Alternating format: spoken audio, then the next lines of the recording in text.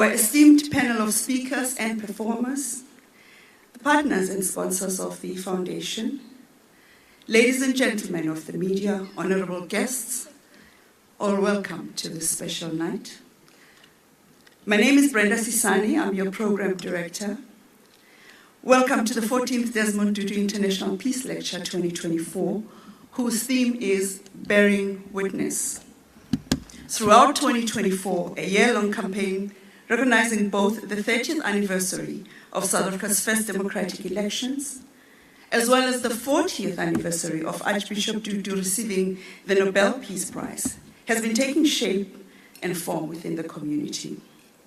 Archbishop Tutu was awarded the Nobel Peace Prize for his role in unifying, leading as a figure in the nonviolent campaign to resolve the problem of apartheid in South Africa. The theme Bearing Witness not only points to all living persons, but to the notion that at every moment of our lives, every moment is an act of bearing witness. And today's program will demonstrate this with alacrity, with engaging conversations and stimulating artistry. I'm not alone in directing the program. Joining me are my co-presenters. They are language practitioners specializing in sign language, Ms. Fortune Madlala and Ms. Lizega Madolo.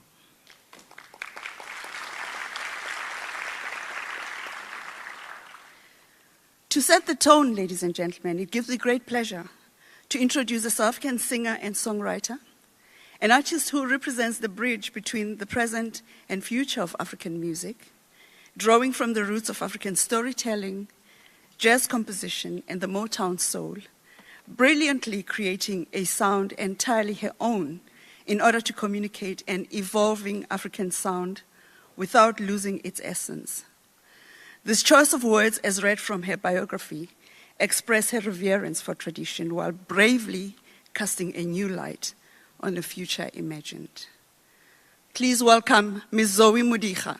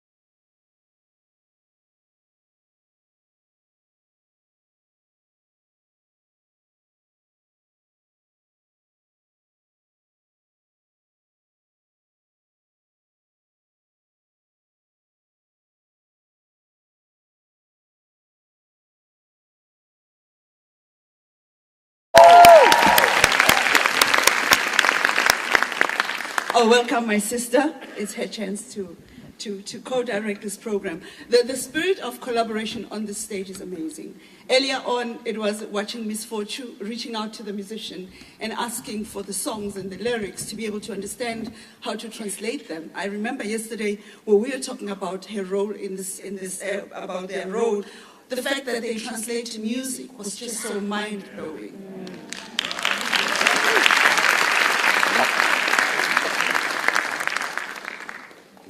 As well, Zoe Mudiga, the choice of lyrics again, speaking to consciousness consistently. These young musicians understand when they get the right message to say, what should we aspire for in life? And I think it's amazing, and it's very early in the day for me to say this, but for the foundation to have handpicked and selected this quality of speakers, of players, of musicians, it just says a lot about the work that the foundation does.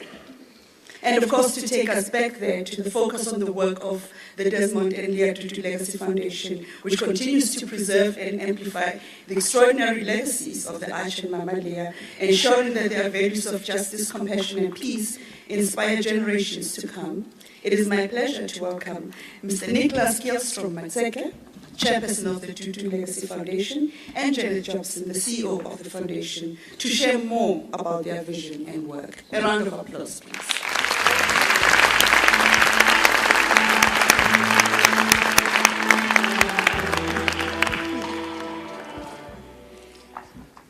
Your Excellencies, ladies and gentlemen, Tutu family, I want to especially thank everyone and welcome everyone who are also participating throughout the world, from the southern tip of South Africa to the northern kingdom of Sweden, to the Far East and all the way to the Far West. Welcome. And to you who are here, the 1,000 souls in this venue, in this marvelous city of Cape Town, I say Domelang. Ria Libocha. This evening, as we gather in the luminous shadow of the arch, we stand united in his spirit, a spirit of love and of justice, unyielding courage. And Mama Leah Tutu is surely watching. She is watching us. And her warmth and wisdom is guiding our purpose tonight. I am Nicholas Matviichuk, and honored to serve as the chairperson of the Desmond and Leah Tutu Legacy Foundation. I'm walking in the footsteps of my great-uncle, S.K. Matviichuk, who shared his youth with a young, fiery Desmond Tutu in their townships of Krugersdorp and later on Soweto. And today we stand together to draw strength from the legacy of moral giants and activists and champions of human rights. Their light must guide us through a shadow of a very troubled world. We see despair in Sudan. We see struggle for justice in Zimbabwe. A fight for survival and for democracy in Ukraine. And I just came back from the front in that great country, and I'm bearing witness from there. Widespread anti-Semitism throughout the world, and tremendous suffering of the Palestinian people. And here we must pause. The slaughter of civilians by the Netanyahu regime has reached an unbearable scale. The killing and mutilation of children in Palestine is occurring at a pace more rapid than any conflict or war in modern history. And there are not just lives lost. No, there are generations stolen. A future extinguished in the relentless grip of violence. We commend those and those forces who are standing up against the ethnic cleansing, including Jewish people around the world. And we stand with them alongside against anti-Semitism, as we stand for the Palestinian people's freedom.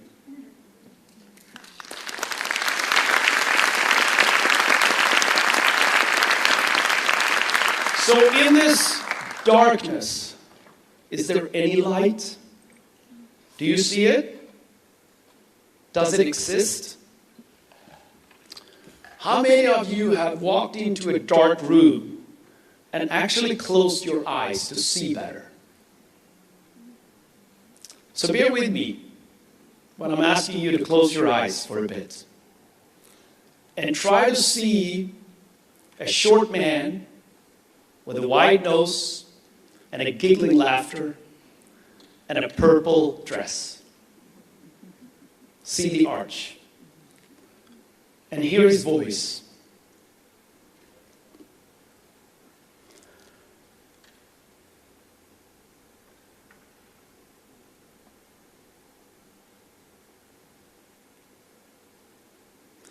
If we are gathered here tonight,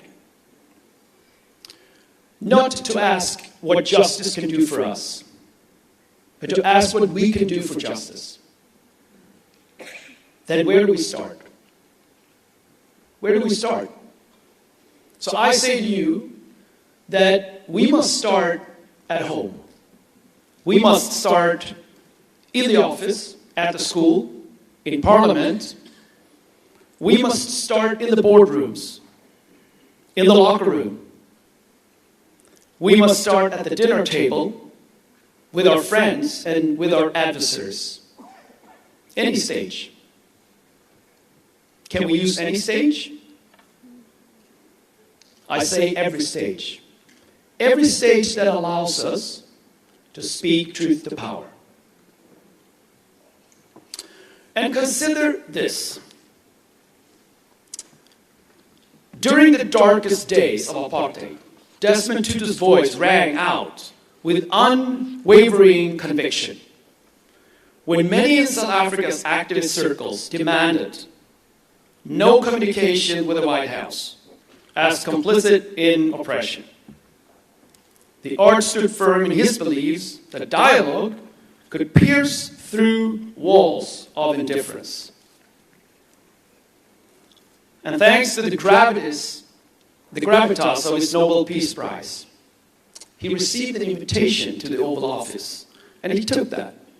He took the opportunity and seized the moment, not as an act of submission, but as an act of moral defiance. He entered that space not for compromise, but to confront power with truth. That's what he brought to that stage. So what can we learn from this? Perhaps it is not so much about the grandeur of the stage we stand on, but the truth that we proclaim from it. And let that inspire us. And tonight we are also privileged to draw from the wisdom of our keynote speakers. We have the Nobel laureate Maria Ressa and Alexandra Matviichuk. They remind us that the fight for justice is universal. Whether in the face of tyranny or corruption or war, the courage to speak truth to power transcends borders. And today, I use this stage to speak truth that cannot wait. I do it together with my sister and my fellow chairperson of the Tutu IP Trust, Mapela Rampele. And we have issued a united call. A united call for the release of all the hostages held by Hamas. We further demand that the world leaders halt the arming of the Netanyahu regime. And we call for a decisive weapons embargo now. And we affirm our unwavering support for the people of Palestine in their pursuit for freedom and dignity.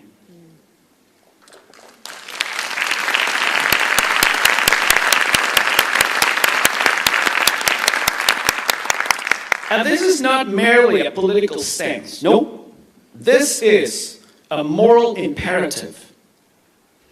It is a commitment inspired by Tutu's unshakable belief that no one is free until we all are free. So let us not despair, let us instead be ignited. Desmond Tutu showed us that a simple voice, one voice, joined by others, becomes a symphony of hope. And tonight we honor his legacy by pledging to keep that symphony alive. So please help me. Let us be the light that we seek, and let us speak the truth that must be told. Let us be help building the peace that this world so desperately needs. And I thank you for listening. The Desmond and Leah Tutu Legacy Foundation is the legacy organization of one of the world's most iconic leaders and his lifelong partner, Archbishop Desmond Tutu and Mama Leah Tutu.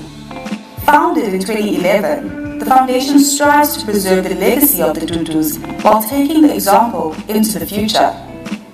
We do this by inspiring uncompromised bravery in children, youth, activists, changemakers, and thought leaders to building justice and peace around the world. We call this the courage to heal. Our goal is to nurture a generation of courageous leaders from all ages and walks of life to have an impact in the world by embodying the values and example left to us by Archbishop Desmond Tutu. We carry his legacy as a global signpost for the exceptional leadership and profound moral courage. To tackle the challenges of our time effectively, we need both technical development solutions and a new wave of action driven by courage, capacity, and compassion at a societal level. This latter work to reimagine the nature of our societies is the focus of the Tutu Legacy Foundation. We do this through 3 programs. Learning from Legacy. Through using the platform of the Truth to Power exhibition, we engage a wide range of audiences in learning about the story and impact of Archbishop Desmond and Mrs. Leah Tutu. We serve thousands of school learners to engage with the values of leadership, principles of democracy, and the healing work needed by our society. We engage young children with the imaginative stories inspired by Desmond Tutu's own children's books. We also teach them vital messages around bullying, tolerance, and the history of the country through our Desmond's World puppet show for children grades 4 to 8. We reach the broader public through programs to tell and share stories of hope and courage in South Africa and the world. Leading for Humanity. Our Leading for Humanity program builds a dynamic connection between the internal work we need to do as human beings and our contribution to reshaping our societies. We bring together diverse groups of leaders from across the globe to do the work of self-repair for societal repair, exploring the values of compassion, forgiveness, courage, and justice. The Leading for Humanity platform uses in-person and online tools to grow diverse circles of courage around the world. Advocacy for Societal Healing. Advocacy for Societal Healing is our program committed to justice, equality, healing, and our shared humanity. At the heart of our work is the mission to extend Archbishop Tutu's commitment to societal healing, so powerfully demonstrated through chairing the Truth and Reconciliation Commission. Our work work for societal healing calls on us to engage in reconciliation, through which we keep trying to find each other across divides. Reparation, through which we collectively take action against injustice and oppression. And reimagination, through which we reimagine who we can be together as a society through different intersectional lenses. By advocating for an inclusive, non-discriminatory world, we aim to strengthen democracy, confront violence, and deepen our shared humanity. Tutu reminded us that when we see each other as the enemy, we risk becoming what we hate. All of our humanity is dependent upon recognizing the humanity in others.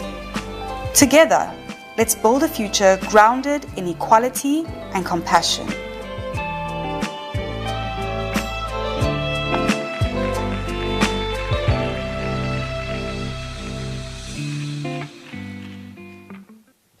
Good evening, everybody.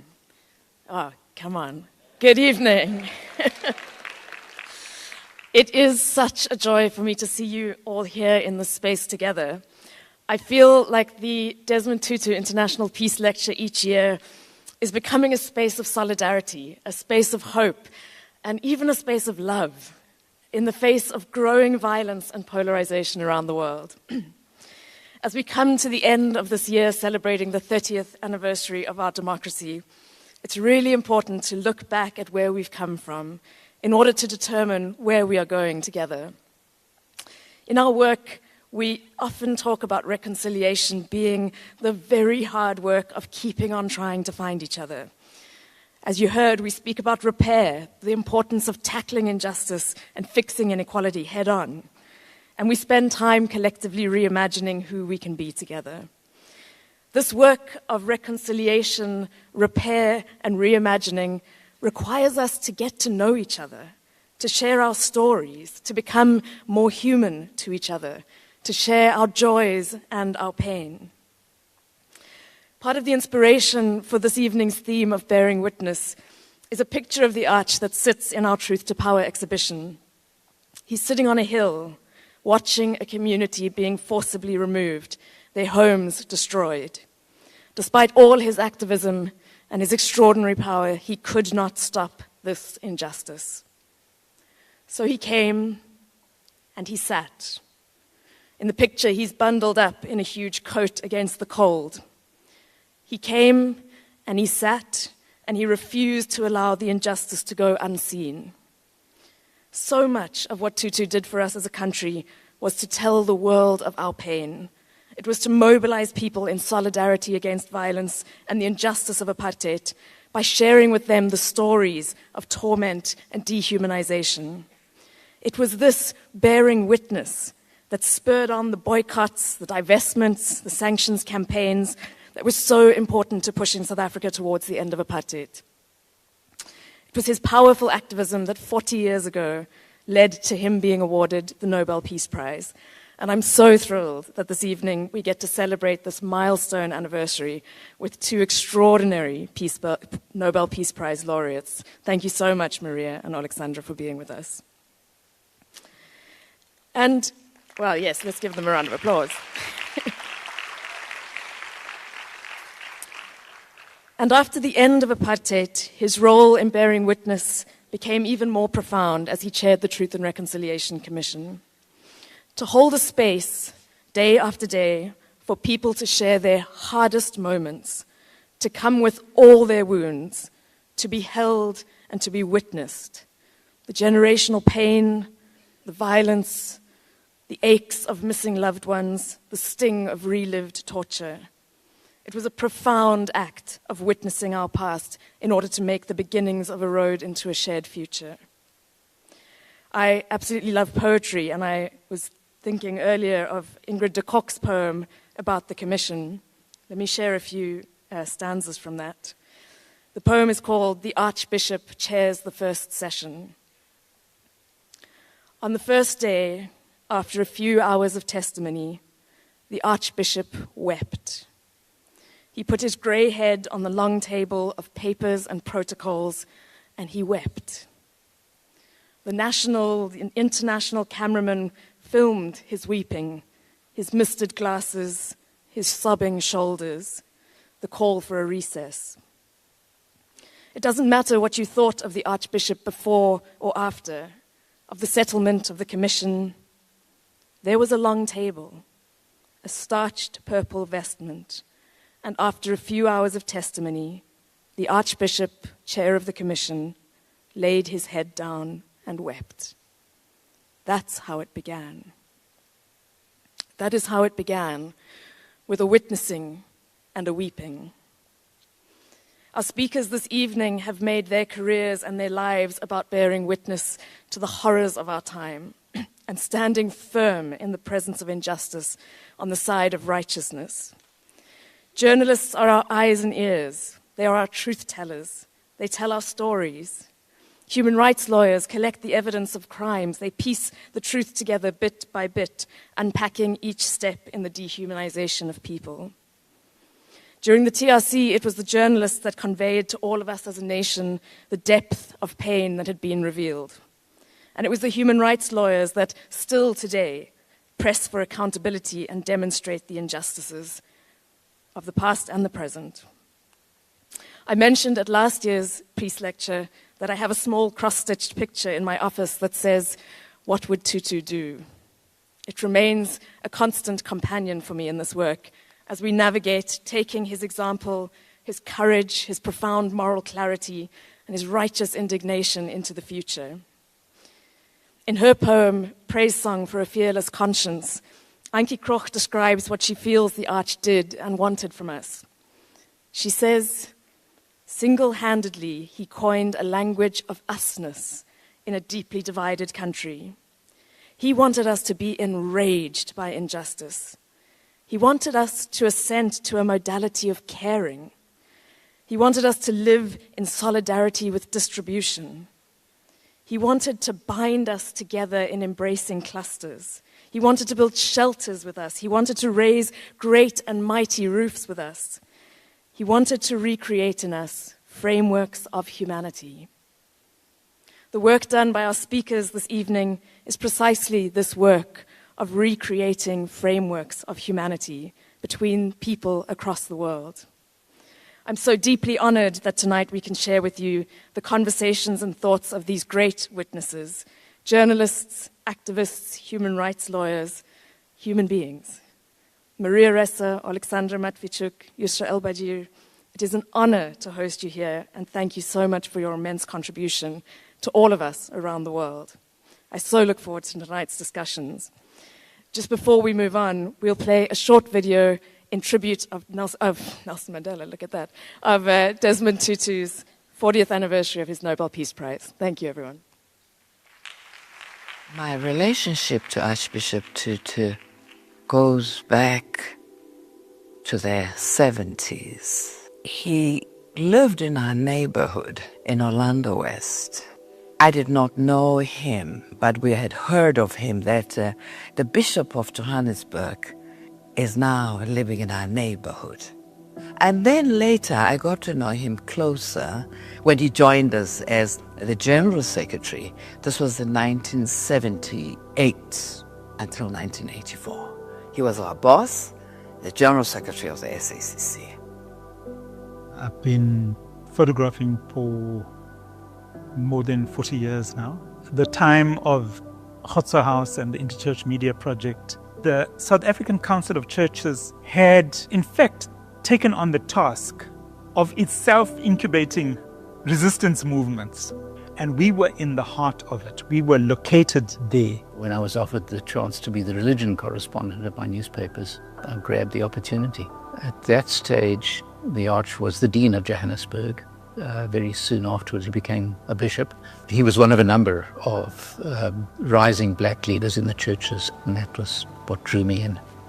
I remember Bishop Tutu and his wife Leah just being regal and composed and so statesmanlike. That's what I felt needed to be conveyed to the world. We had leadership of this caliber. When Bishop Tutu received the Nobel Prize, we were, of course, very aware of it and had a lot of time to think about what this meant. This was at the time when things were so bad politically It gave everybody such a joy. For Desmond Tutu, the Peace Prize did not change the content of what he was saying. His public pronouncements, his public advocacy was firmly entrenched, which began around the time of the Soweto uprising. He was a unifying figure in the fight against apartheid. He spoke truth to power and never shied away from doing that, agitating on the wrong through vigorous protest by non-violent means on behalf of the vulnerable, marginalized, and oppressed members of our society. His message was deeply rooted in his faith. For him, every person is made in the image of God. Archbishop Tutu's stance was one of a peaceful nature. When we work together against evil, we can overcome whatever challenges that we face. Because of his stature or the recognition of his work for peace, he got access to people to whom he could argue the case for sanctions. When he went onto the streets to intervene between police with their fingers on the triggers and young people with bricks and stones and petrol bombs, trying to stop them from clashing, that heightened the publicity. When he began to speak out on other issues, he was listened to. His voice was amplified far more widely internationally. He had this major influence compared to other religious leaders. Each generation has injustice to fight against. It's a continuous struggle that we have to keep at, basing it on the faith that we have in God, that whatever we do, with God on our side, nothing is impossible.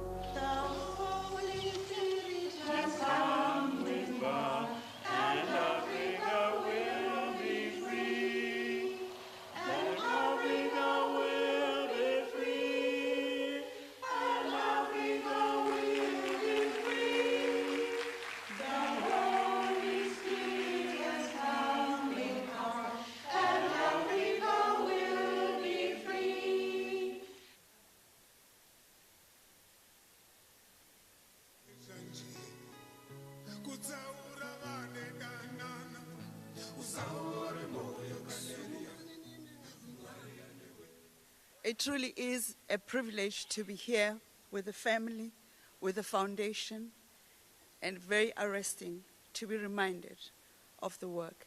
A round of applause, ladies and gentlemen. Thank you, CEO. Thank you, Chairperson. It is said that when we are born, the first sign of life is that gasp for air and that wail and that big cry. And that towards the end, the last thing to go is the hearing. Because words and sound is how we are made up. Words, when used well, can change the path of history. Our next presenter is known to have written such poignant words that resulted in the returns of the remains of Sarah Baartman. We are honored to have with us the renowned writer and poet, Madam Dinah Ferris, who has written a special poem for the Arch.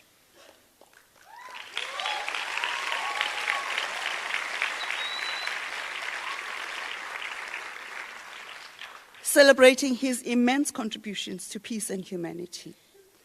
Please welcome Ms. Dinah Ferris.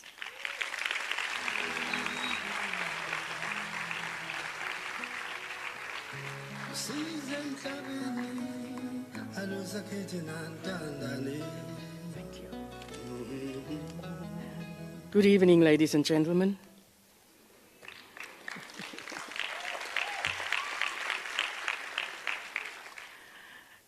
They had to bring something for me to lift me. I want to thank the foundation's management and staff for this opportunity, and also the Tutu family.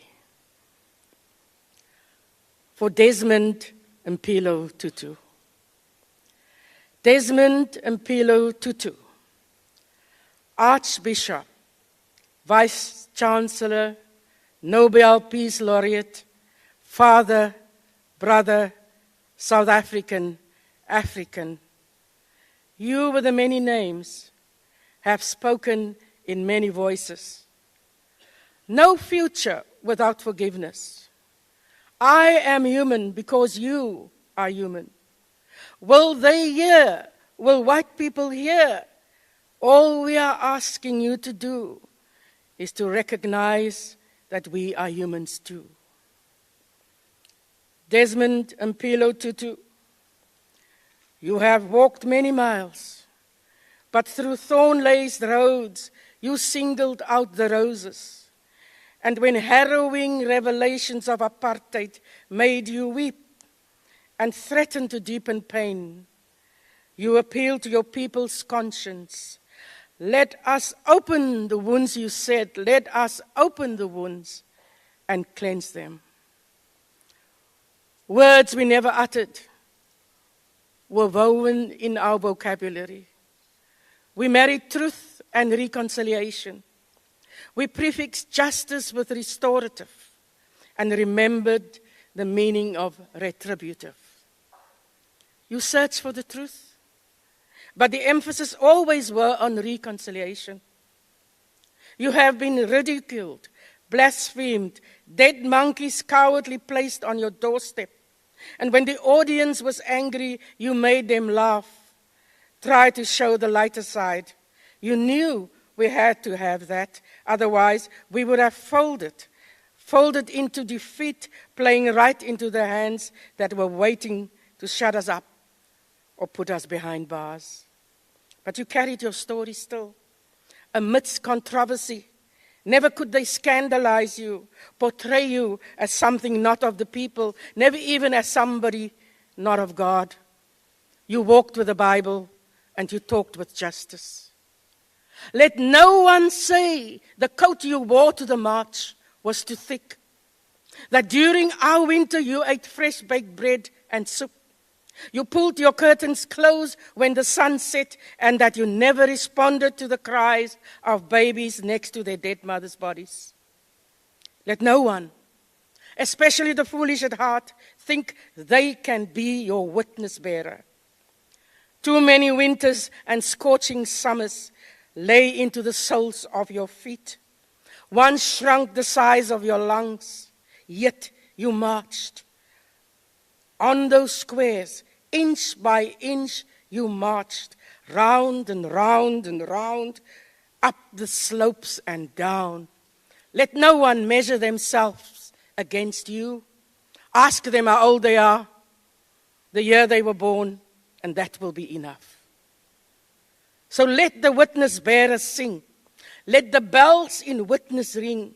And let the amateurs chant and vocalize. They will need years to rise to get to your size. There will be witness bearers for every generation. Generations who should remember that in each declaration, a witness bearer stands prepared to record all that has been done and said. Desmond Mpilo Tutu, you became the story. We told you to the past. We hold you to the future. There is no end to the present. May we always be your true witness bearers. Thank you.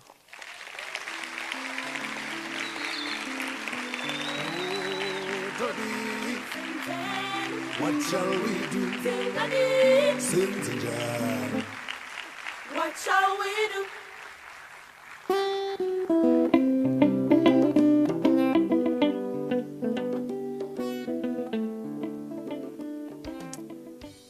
It is a powerful moment, as said by Madame Diana Ferris, to actually introduce this moment, which is the keynote address. It is my privilege to introduce Maria Ressa, Nobel Peace Prize laureate for 2021, who will speak on the profound importance of bearing witness in our complex world. She's joined by Alexandra Matviichuk, whose work in human rights advocacy is a beacon of courage and perseverance. From investigative journalism to winning this Nobel Peace Prize, Maria Ressa has spent her life safeguarding freedom of expression. As CEO of the Rappler and inspiration behind the powerful documentary, 1,000 Cuts, tonight she inspires us to reflect on the role of truth in building lasting peace. Please welcome Maria Ressa.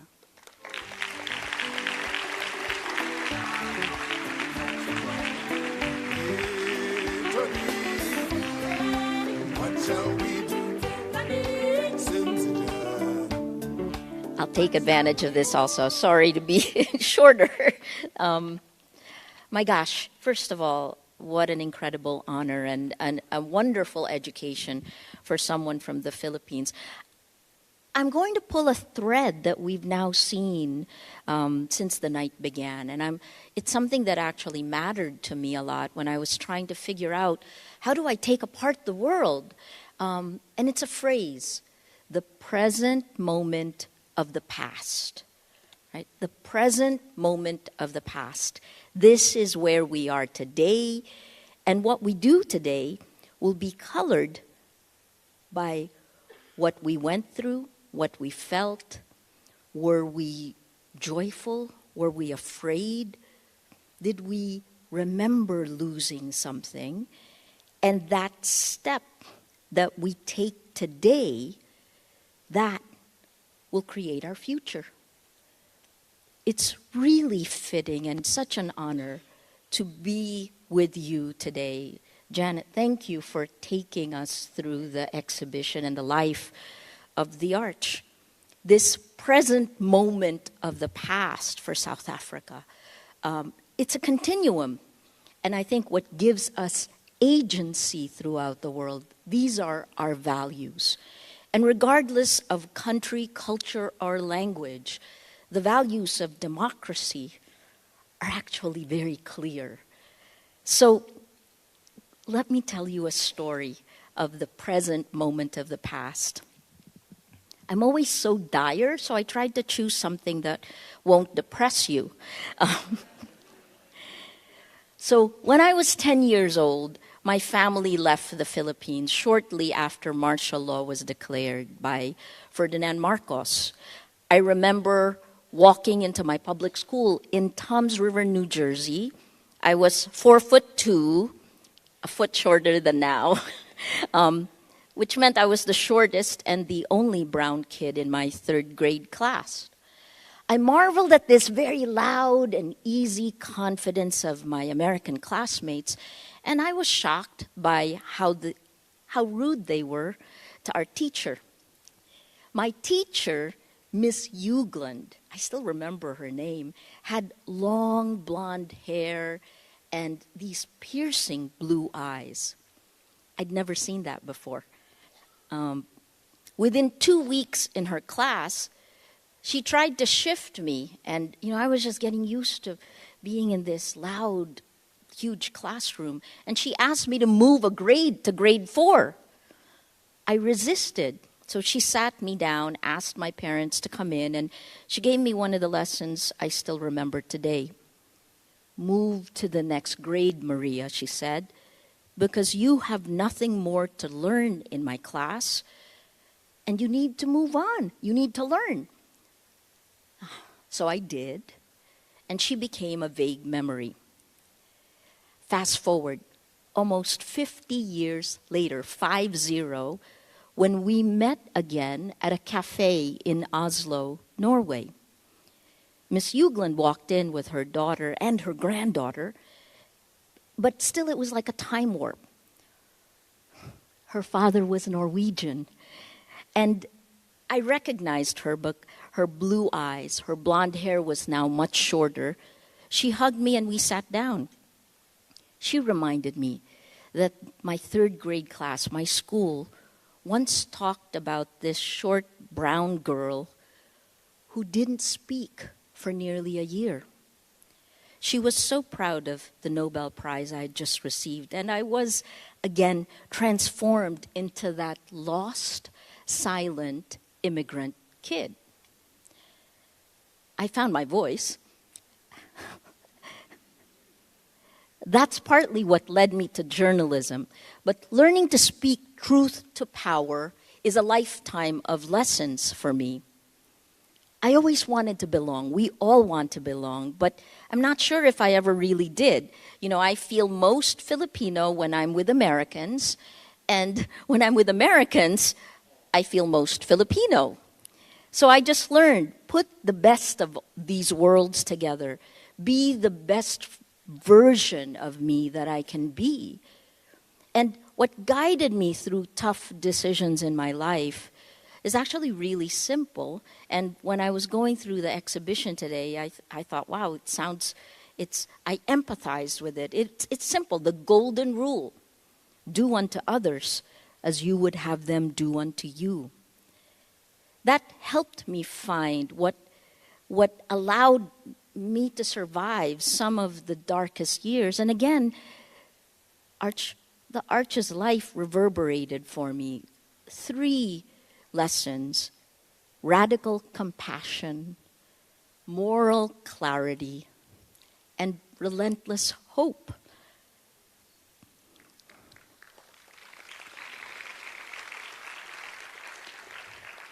Going through the life of the Arch had me comparing what our nations, the Philippines and South Africa, have lived through.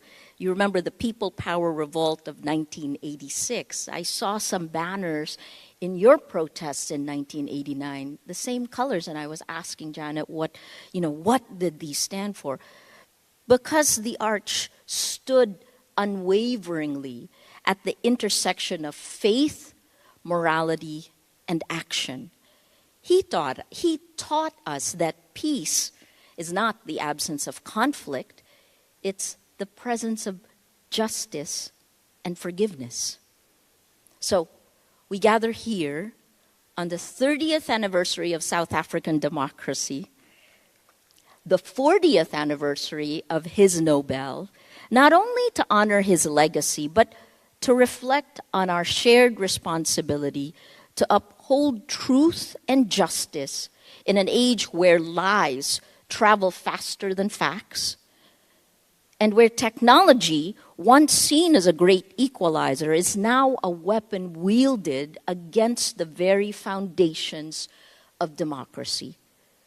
He said, and at the worst of times for me, like I couldn't sleep, I didn't know what was going to happen the next day. At that worst of times, I tweeted one of his quotes. It was this one: "If you are neutral in situations of injustice, you have chosen the side of the oppressor."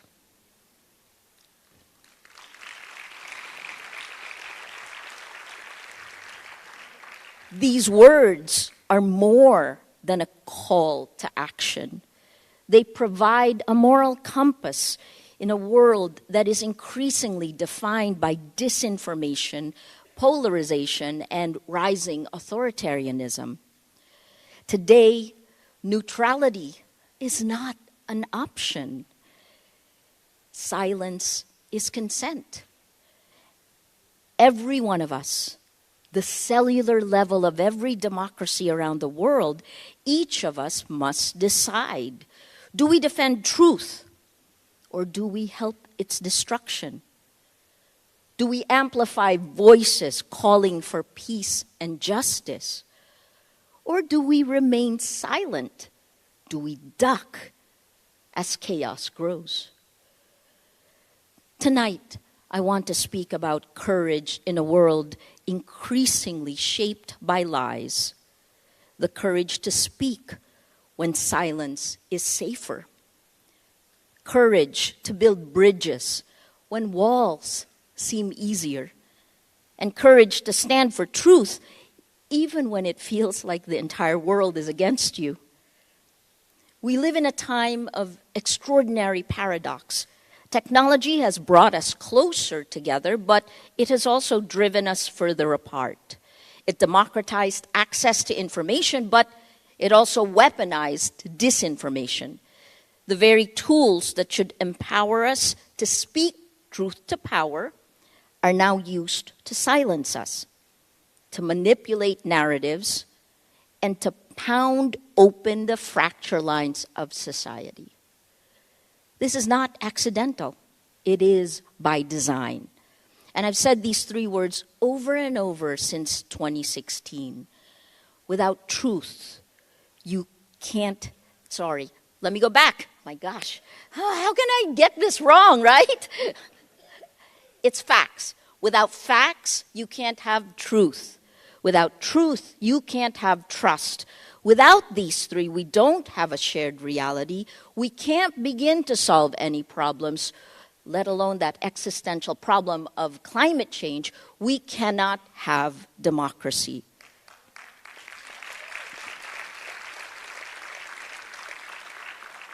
We live in a world where big tech's algorithms prioritize profit over people, where outrage is monetized, and where lies can spark wars or kill people.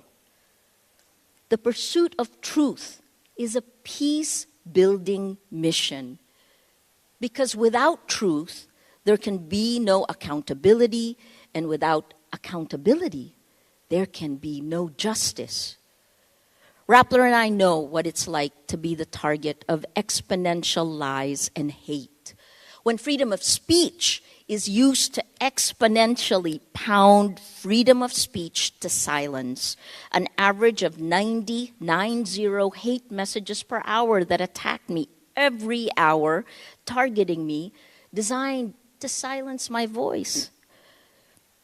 The meta-narrative seeded on social media in 2016 was journalist equals criminal, paving the way for my arrest 2 years later.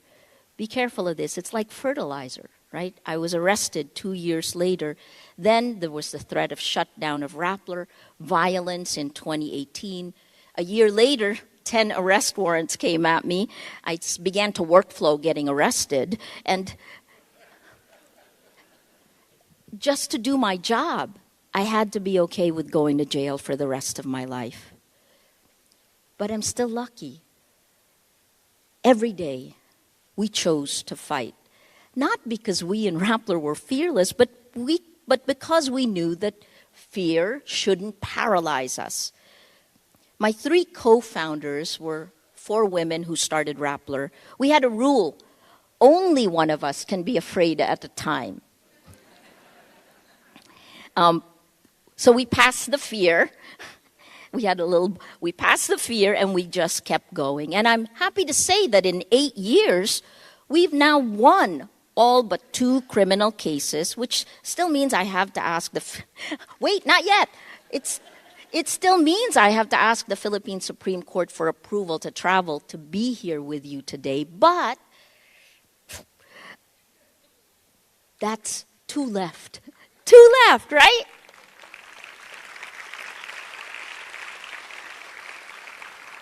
I joke that my country has moved from hell to purgatory. Let me end with this.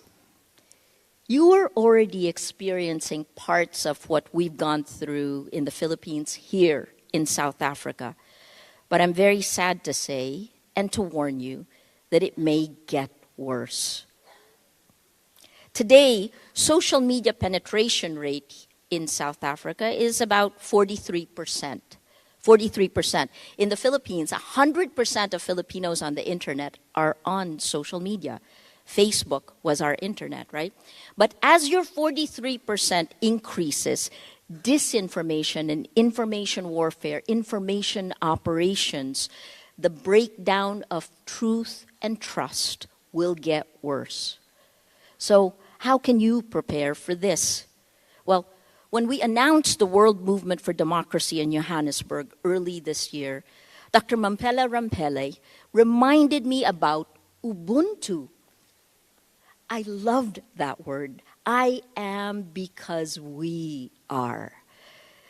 It's an antidote to so many of the world's problems today.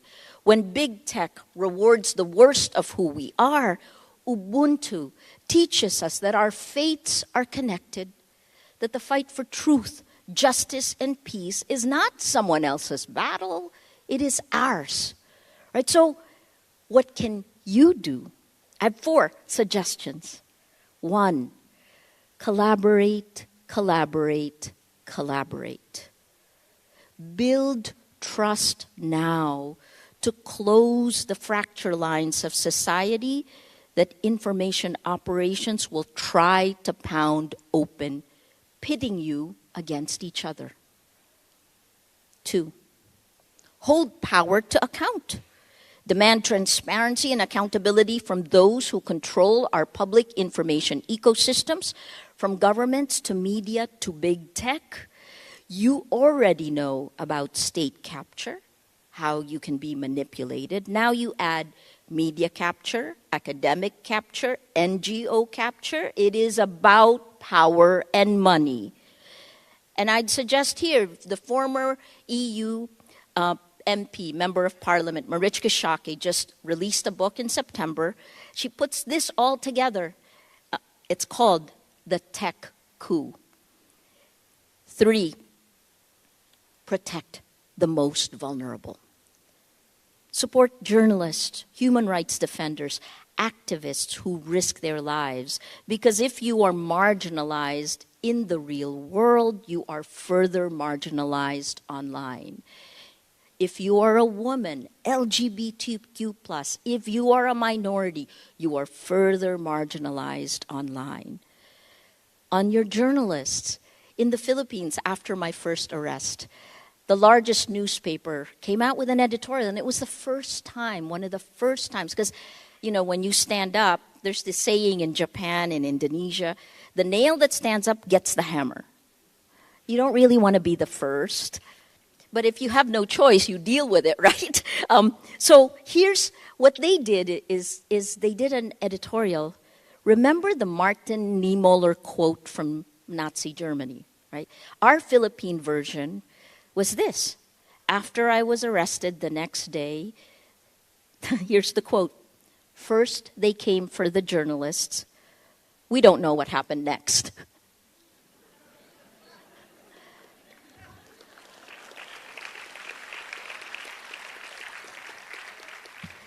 The fourth, and this is you, this is all you. Please, please, and I know South Africans, like Filipinos who did people power, I know you know this. Recognize your power.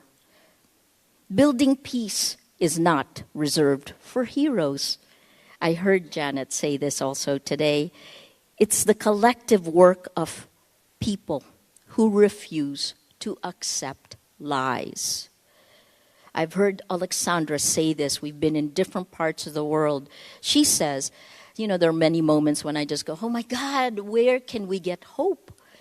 Alexandra will always tell me she gets hope from her people, from ordinary people. Rappler would not have survived the 6 years of Duterte without the help of our community. Ordinary people who were afraid to stand up and be the first to get hammered, but they were there behind us. They helped us to survive, and they always remind me of the goodness of human nature. You may not see it online, but remember, online, it pushes the worst of who we are, but in the real world, the goodness of humanity is there. So you are powerful. And as the Arch said, we can be part of this tidal wave of change for the good. More than 4 years ago, I said that 2024 may be the year that democracy dies. I really want to be wrong. Please, please prove me wrong. But when you turn the news on today, yes, I still watch TV, you know, it begins to feel like we're already in World War III. The threat of nuclear war overshadowing these ongoing wars, Ukraine, Gaza, Sudan, the ongoing battles in Venezuela, Myanmar, Zimbabwe, Mozambique. You heard this all through the night. We cannot address these without looking at ourselves, but we cannot address disinformation without addressing the inequality that makes it so seductive. We cannot end online harassment without confronting the misogyny, racism, and the prejudice that fuel it. Peace cannot exist in the absence of dignity, equity, and inclusion. So, yeah, please.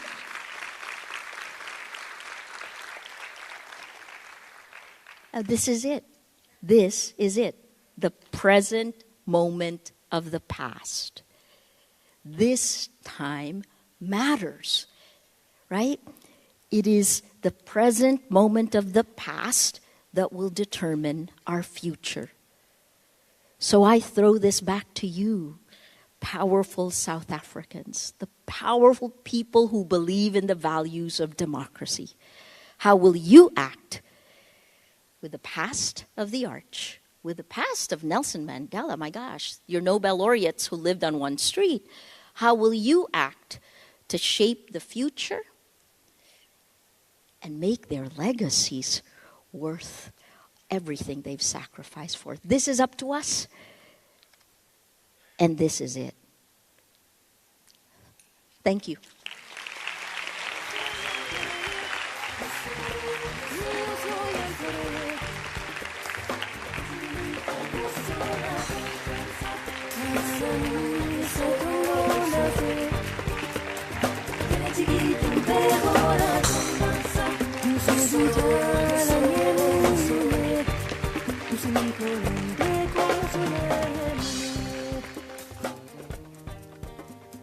As Maria speaks, I ask myself, it's important to reflect on the moment.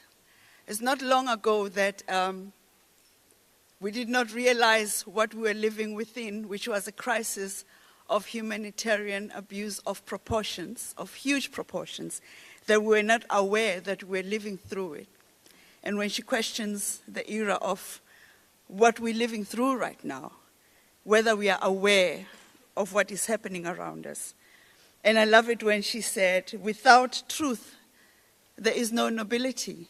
And without nobility, there can be no justice. A big round of applause, ladies and gentlemen.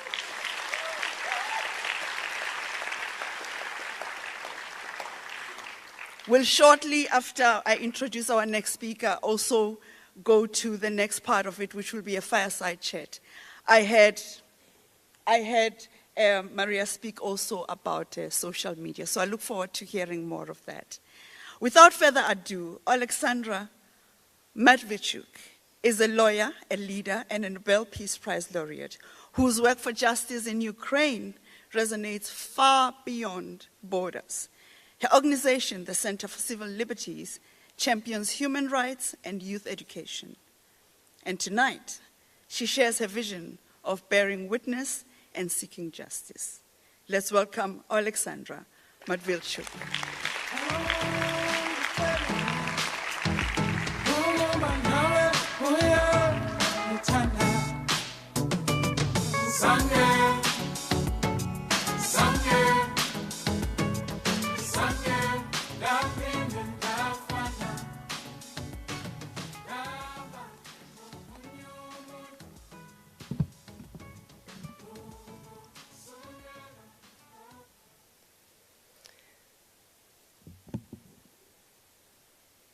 It's a huge honor for me to be here and to have an opportunity to address to this distinguished audience.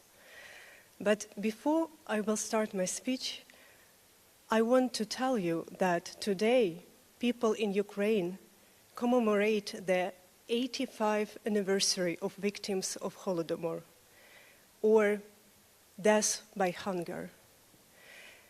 The man-made famine which was imposed against Ukraine and its people by Communist Party, which resulted in deliberate death of starvation of millions and millions Ukrainian men, women, and children. Please share with me this moment of silence to commemorate these innocent lives.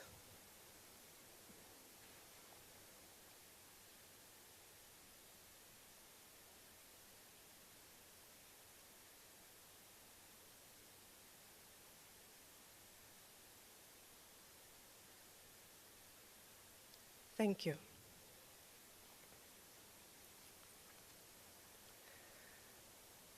I am a human rights lawyer, and I have been applying the law to defend people and human dignity for many years. I have often heard that freedom and human rights are important, but economic benefits, geopolitical interests, or security concerns are even more significant. The fault of this approach is that freedom and peace are inextricably linked, and states that grossly violate human rights pose threats not just to their own citizens, but to the peace and security in general.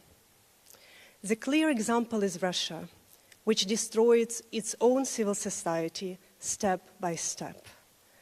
But for the long time, the world turned a blind eye to this. Unpunished evil grows.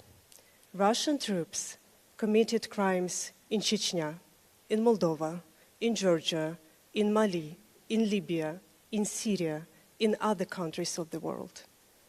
They have never been punished. They start to believe they can do whatever they want. And now, as a human rights lawyer, I found myself in a situation when the law doesn't work. Russian troops are destroying residential buildings, schools, churches, museums, and hospitals. They're attacking evacuation corridors. They're torturing people in filtration camps. They forcibly taking Ukrainian children to Russia. They ban Ukrainian language and culture. They are abducting, robbing, raping, and killing civilians in the occupied territories. And the entire UN system of peace and security can't stop this. Let me share with you the story of 10-year-old boy Ilya Matviichuk from Mariupol. When Russian troops tried to siege the city, they didn't allow the International Committee of Red Cross to open the green corridors and to evacuate civilians. Hence, Ilya and his mother, like other people in Mariupol, have to hide in the basement of their residential buildings from Russian shelling. They melted snow to have water, and they made fires to cook at least some food. But when supplies ran out, they were forced to go out, and suddenly they appeared in the center of Russian shelling. Ilya's mother was injured in her head, and the boy's legs was torn. With the last strength, his mother took her son to the front apartment. It was no medical assistance, because prior to this, Russians deliberately destroyed the maternity hospital and entire medical infrastructure in Mariupol. So in this front apartment, they just lie down on a couch and hugged each other. They were lying like this for several hours. And this 10-year-old boy, Ilya, told to my colleague that his mother died and got frozen right in his arms. I have a question. How we people who live in 21st century will defend human beings, their lives, their freedom, and their human dignity? Can we rely on the law, or does just brutal force matter? The answer to this question is important not just for people in Ukraine, Iran, Syria, Nicaragua, or Sudan. The answer to this question will define our common future. First, There is no peace without justice. War turned peoples into the numbers because the scale of our crimes grows so fast that it becomes impossible to recognize all the stories. And that is why it's important to tell them. Let me share with you the story of 62-year-old civilian Alexandra Shelipov. He was killed by Russian soldier near his house. This tragedy received a huge media coverage only because it was a first court trial after the large-scale war. His wife, Katerina, on the court, told to the judges that her husband was an ordinary farmer, but he was her whole universe, and now she lost everything. People are not numbers. We must ensure justice for all victims, regardless who they are, their social position, the types of crime they endured, and whether or not media or international organizations are interested in their case. We must return people their names, because life of each person matters. Second, occupation is just another form of the war. I work with people who went through hell, so let me assure you that people in Ukraine dream about peace. But peace doesn't come when country which was invaded stop fighting. That's not peace. That's occupation. And occupation is the same war, but just in another form. Occupation is not just about changing one state flag to another. Occupation means enforced disappearances, torture, rapes, denial of your identity, forcible adoption of your own children, filtration camps, and mass graves. This is a story of children's writer Volodymyr Vakulenko. He wrote a beautiful story for Ukrainian children. An entire generation of Ukrainian children brought up on his daddy's book. During Russian occupation, he disappeared. His family hoped to the last that he's alive, but like thousands of other Ukrainian civilians are in Russian captivity. But when Ukrainian army liberated his region, we found mass graves in the forest. And in unmarked grave with the number 319, we found the body of Volodymyr Vakulenko. I know his family. It's very difficult for them to accept the result of identification. There is no legitimate reason in doing such things. There is also no military necessity in it. Russian troops did this horrible thing only because they could. Third, we need to reform the international system of peace and security. I don't know how historians in future will call this historical period, but the world order, which is based on UN Charter and international law, is collapsing before our eyes. The UN system, created after the Second World War, established unjustified indulgences for individual countries. And now it leads to a situation when the work of Security Council is paralyzed. It's very easy to predict that in such situation, fires like wars will emerge more and more often in different parts of the globe because the international wiring is faulty and sparks are everywhere.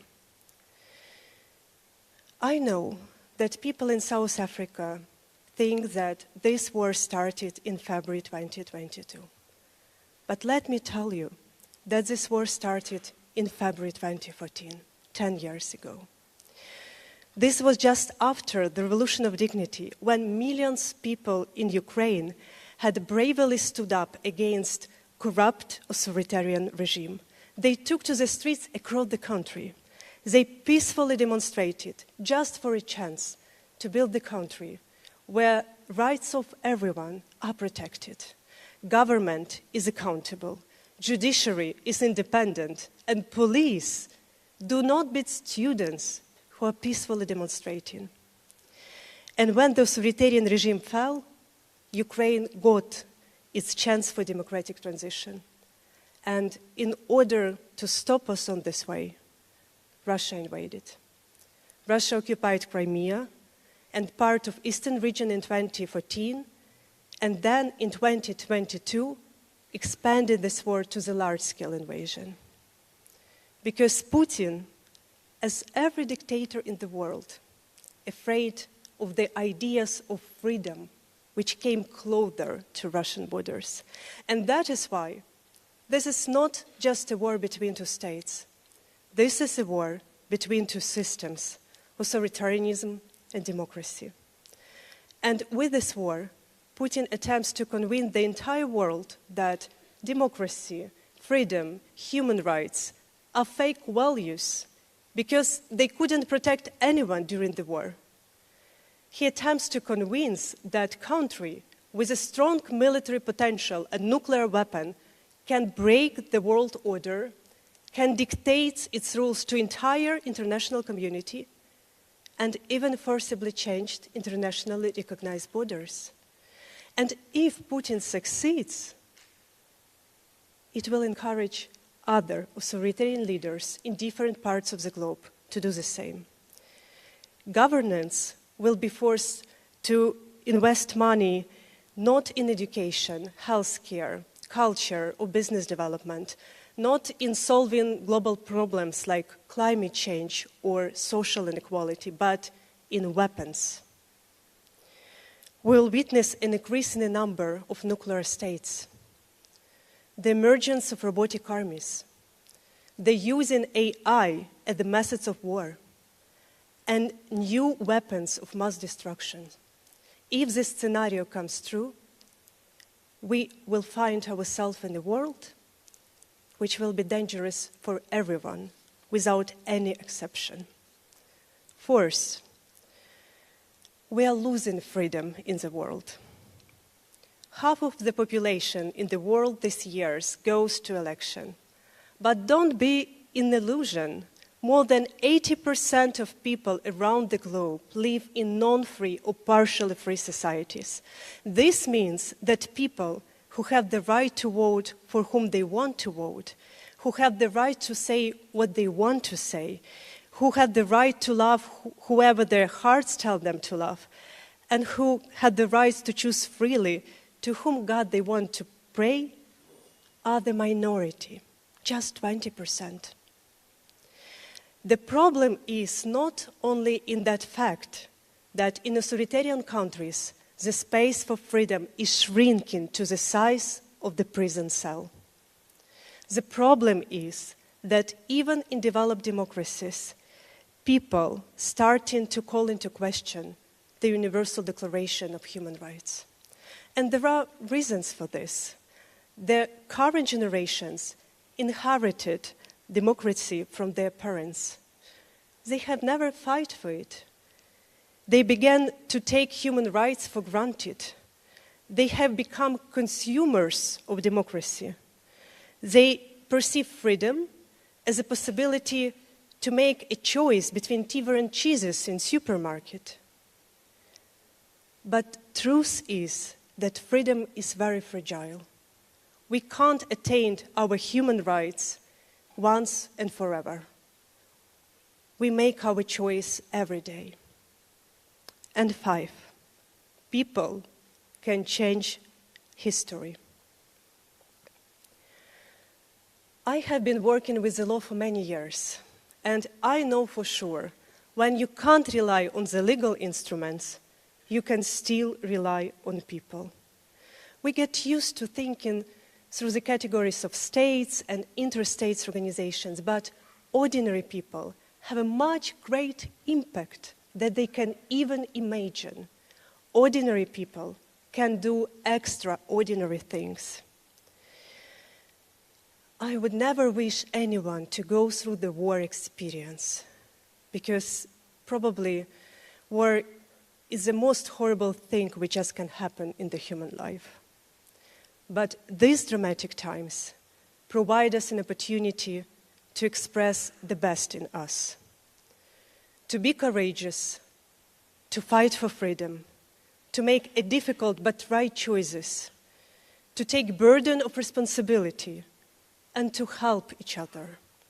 Because only when we help in each other, only in that moment we are acutely aware what does it mean to be human.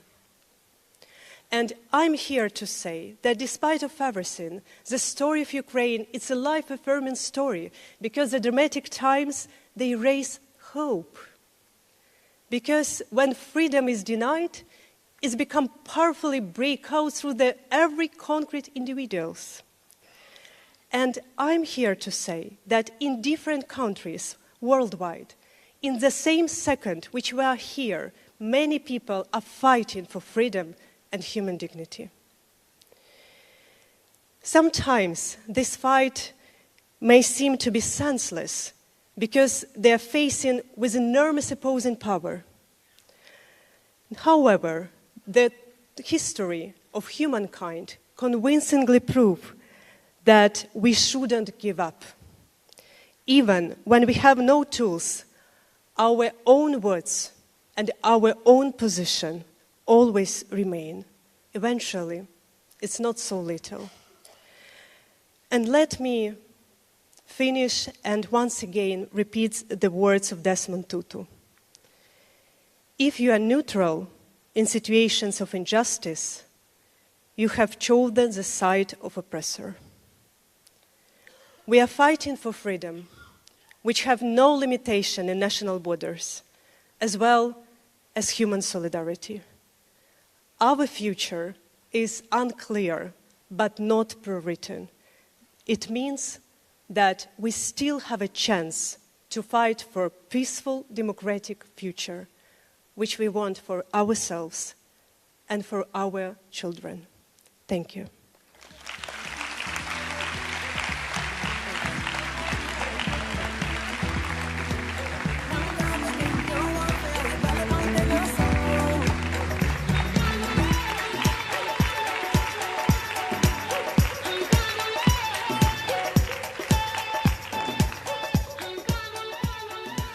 I really wish to thank everyone for the careful attention being given to the proceedings. Thank you very much. We definitely need moments like this to reflect and to locate the reset button jointly together. So thank you for your attentive ears to the discussions. We're coming closer to wrapping up the program, but we're not going to do so without acknowledging what Alexandra spoke about. The idea that we must always strive for our peace against authoritarian regimes. And I heard you twice, Madam, when you said, we need to give people back their names. A round of applause, Alexandra. A lawyer, a leader, a champion of human rights and youth education. To help us into the themes of bearing witness, truth and justice, we have Yusra El-Bagir, from the African correspondent for Sky News, to lead a fireside chat with Maria Ressa and Alexandra Matviichuk. Please join me in welcoming Yusra to the stage. A big round of applause.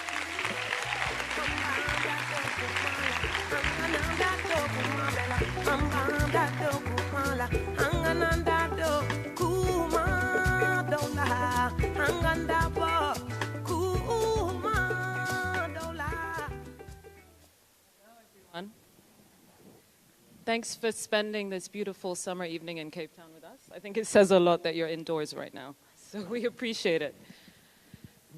What a moment. It really feels like a huge moment. 30 years since South Africans voted for freedom, for a democracy fashioned in their image. 40 years since the Archbishop won the Nobel Peace Prize. And now I'm sharing the stage with two incredible women who've won the Nobel Peace Prize for the work they've done in their own home countries. And it's just an inspiration, so please, another round of applause.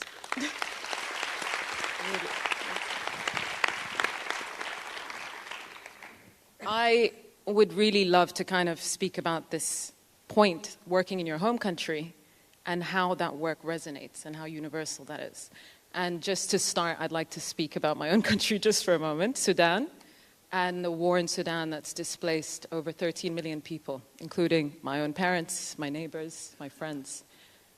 It's a fight for humanity at this point.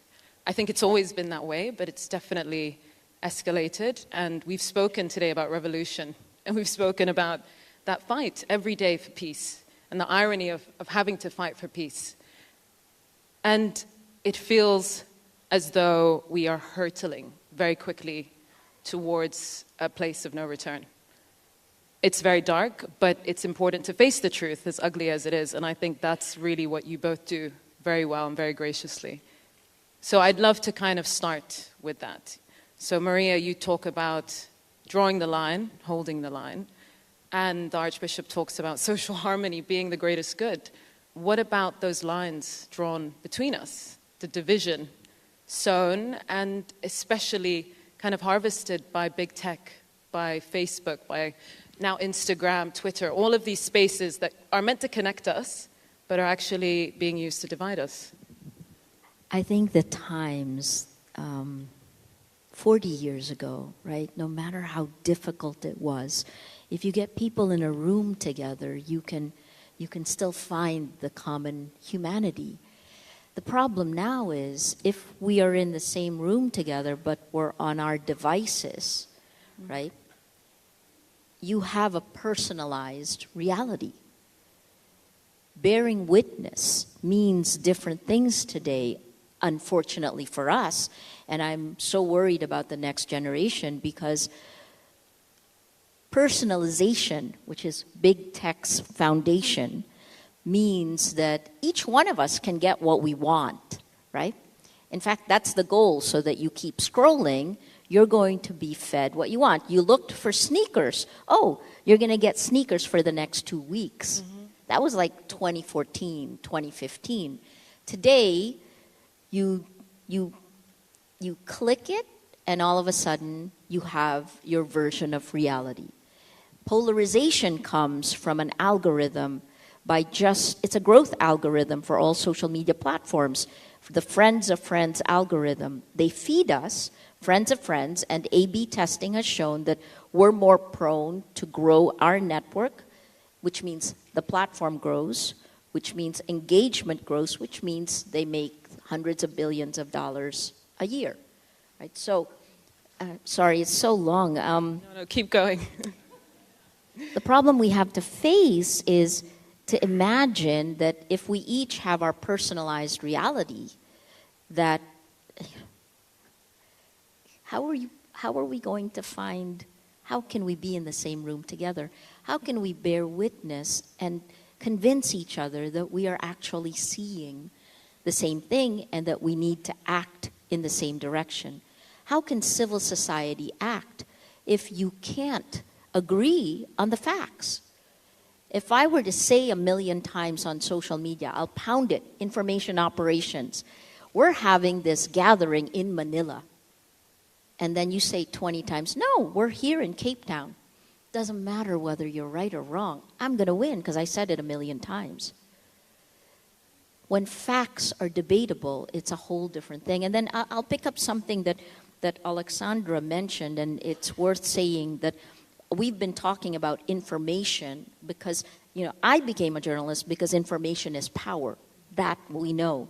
That power is now corrupted. The public information ecosystem has turned the incentive structure upside down. But that same technology, large language models, the same technology is being used in warfare. In 2018, you had 20,000 people walk out of Google because of military contracts, right? They were against it. So something like, if you've heard of Project Lavender, that same marketing and advertising technology is now used to program targets in drones. Except it's not 100% accurate. In fact, it's wrong a lot of times because it's a probabilistic machine. So when you use it to target people in Ukraine or in Gaza, If you kill the wrong person, who would know? If you drop a bomb on the wrong family, who would know? Sorry, not to be so bleak, but it is a bleak time, it's a bleak right? time, unfortunately. But I think just even speaking about how disconnected, the apathy that is driving the violence, but also driving the complicity and the silence, right? Correct. That people are just watching things happen and are now desensitized. Normalized. Normalized. Violence is normalized. Exactly. And also online violence, normalizing real life violence. Alexandra, the three of us kind of spent the day being shocked by the parallels of what we're all kind of going through in our countries, what our families are going through. I wanted to speak to you about Ukraine because I find that it is heavily politicized. It's made into quite a geopolitical war between the East and the West and communism versus capitalism. But having been on the ground in Kyiv, the ground experience is no different to Sudan or Palestine or any of the places where people are facing a fight against their existence. They're being bombarded just because they're there. And the greed in that and the land grab in that. How has your work, being so close to those horrific war crimes, how has that impacted your kind of view on humanity?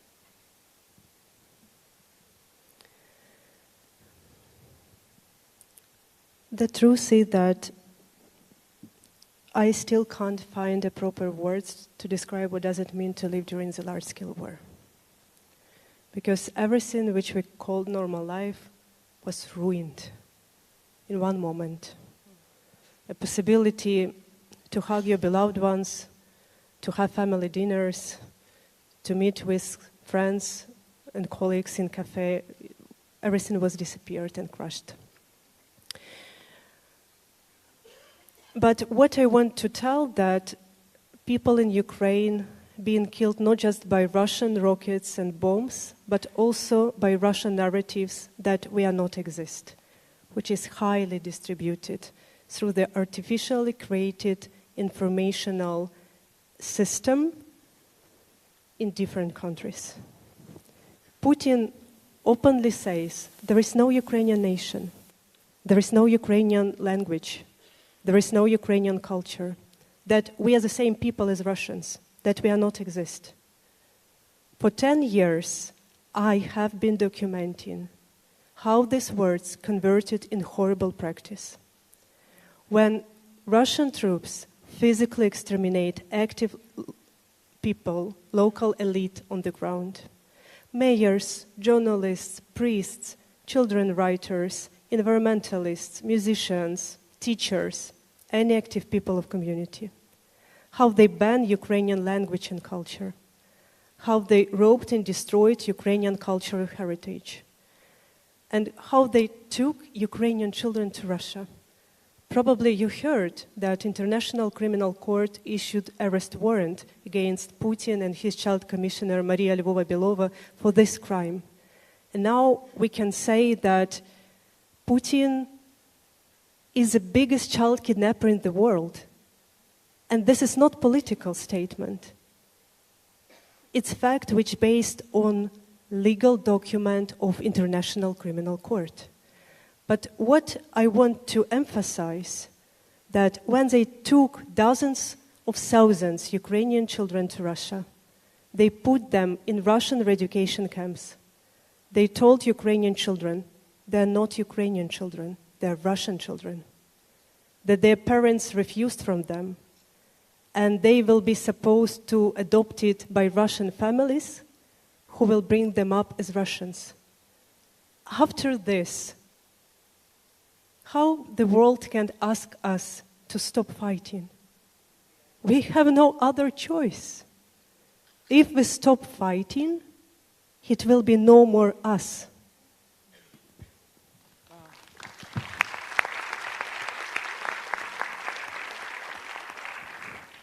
Alexandra, I loved when you gave your Nobel Peace Prize lecture, you did it in Ukrainian, and the fact that that is in itself an act of resistance says so much. To not end on a very bleak and morbid note, I wanted to, we were at the exhibition today and we just saw the Arch laughing and his joy and his vibrancy. And I just wanted to ask you guys, in the face of this tireless fight and the commitment, the choice, the stance that you take, how do you keep going? What is the drive? It's quite existential, but I think necessary. What's the drive to keep marching on in the face of growing hate, especially in those really difficult moments where it just feels almost pointless? And they can happen. I mean, we don't have a choice, right? And actually, Alexandra said this. This is what let me put it in my words, and I won't go. Hope comes from action, right? We have a chance to make it better. The pattern and the trend is really clear. We're falling off a cliff globally, but we can still pull back. But we need to act now. Let me share with you my personal story. I mentioned in my speech that 10 years ago it was Revolution of Dignity. And I created civil initiative Euromaidan SOS during this revolution as a response of brutal dispersal of peaceful student demonstration. We united several thousands of people. We worked 24 hours per day, and every day, hundreds and hundreds of people who were beaten, arrested, tortured, accused in fabricated criminal case passed through our care. It was a very difficult time because we faced with entire state machine. The criminal groups cooperated with prosecutors. Prosecutors cooperated with courts. The former president, security service, former government, majority of parliament were against people, were against peaceful protests,